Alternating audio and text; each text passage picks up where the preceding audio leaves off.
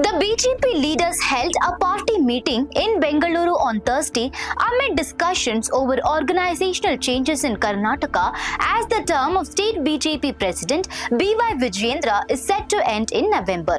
BJP General Secretary in charge of Karnataka, Radha Mohan Das Agrawal, indicated that the party may announce its next state president soon, adding that the decision process is underway.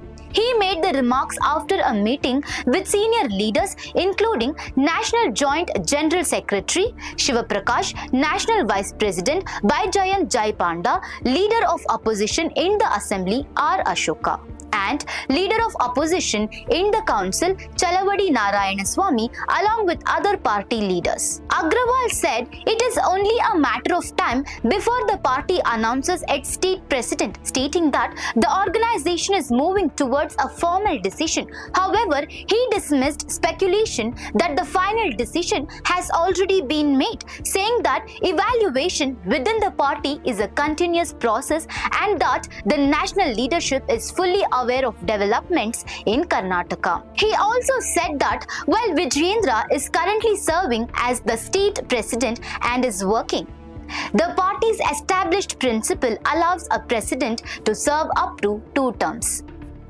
B.Y. Vijayendra, a first-time MLA and the son of senior BJP leader and former Chief Minister B.S. Yediyurappa, has been leading the Karnataka unit since his appointment, which earlier triggered factional tensions within the state BJP. During the interaction, Agrawal also made political remarks alleging that AICC President Mallikarjun Kharge was attempting to instigate a leadership conflict between Chief Minister Siddaramaiah and Deputy Chief Minister D.K. Shivakumar in order to position himself as Chief Minister. The meeting in Bengaluru brought together key BJP leaders as the party continues internal consultations ahead of a possible leadership announcement in Karnataka.